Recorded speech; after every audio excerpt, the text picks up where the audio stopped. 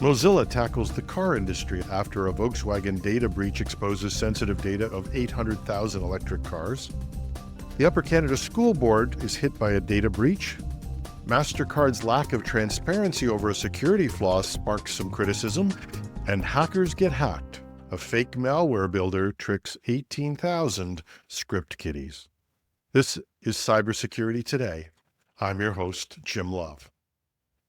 A major data breach at Volkswagen exposed the location data of 800,000 electric cars in 2024, raising serious concerns about privacy.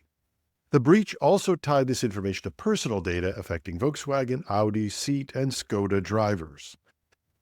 The breach resulted from a typical item, a misconfigured Amazon cloud database, leaving terabytes of sensitive data, including precise location histories and contact details, vulnerable online for several months. A whistleblower brought the issue to light, and Volkswagen's team fixed the problem in late 2024, but the damage was already done. This incident is part of a larger debate over privacy in the automotive industry. Mozilla has criticized car makers for invasive data practices, calling them the worst product category for privacy. Mozilla says it underscores a far more troubling reality. Car companies are brazenly collecting vast amounts of data about drivers through a web of sensors, microphones, cameras, and the phones, apps, and other connected services in your car.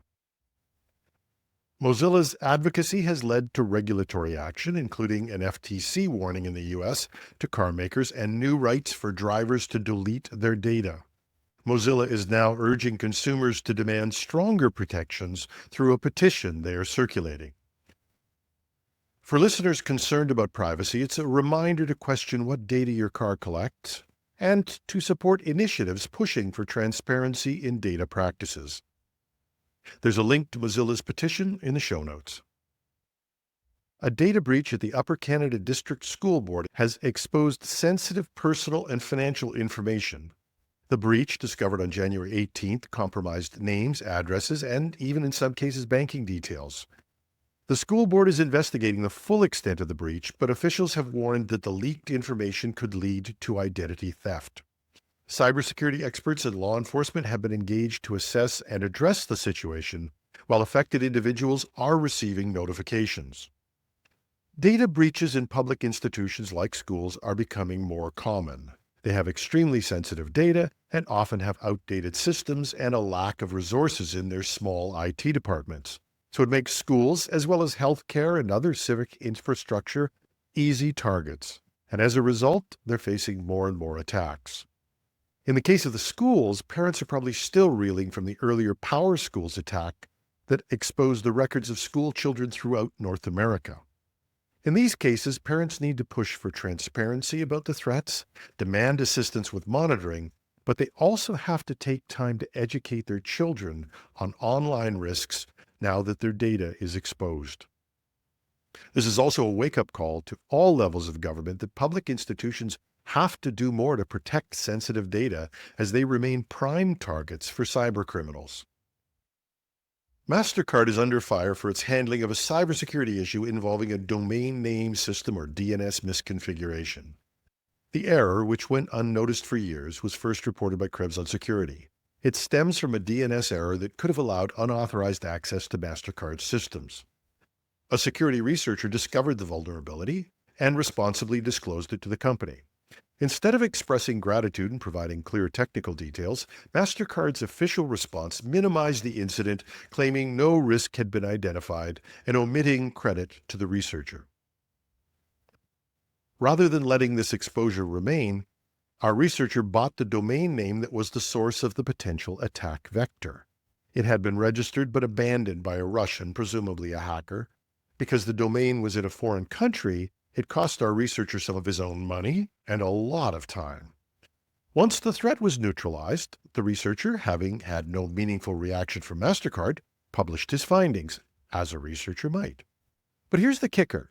Rather than crediting the researcher or providing detailed insights, MasterCard again attempted to minimize the issue, claiming no significant risk was identified. In fact, MasterCard wrote to him, asking him to take down his post and seemed to imply that his posting was somehow unprofessional.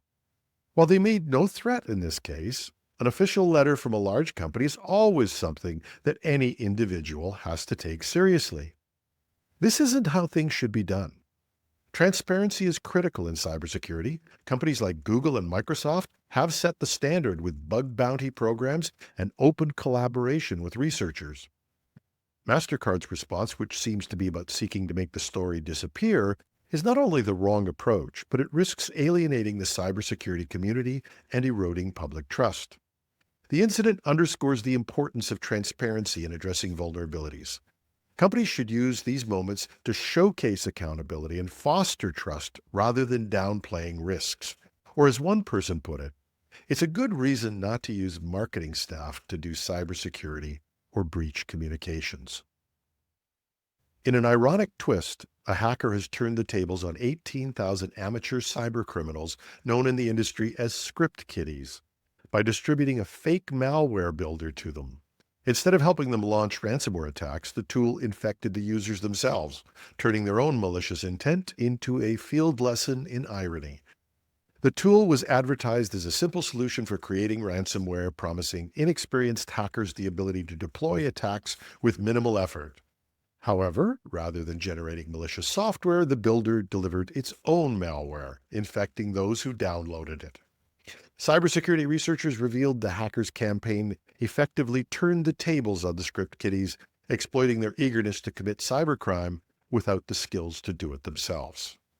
Script kiddies and other relatively unsophisticated hackers often rely on pre-made tools to carry out their cyber attacks, and more sophisticated hackers rely on this large pool of, I'll say, talent in quotes, but it allows the more sophisticated hackers to develop the tools while others do the dirty work and take the risks. I've compared it to a franchise operation, only a criminal one. It's very effective, and it has fueled an explosion in phishing, ransomware, and other attacks. But in the case of the script kiddies, it turns out it also makes them easy targets for experienced hackers. And who do you complain to when the software you downloaded to attack someone attacks you?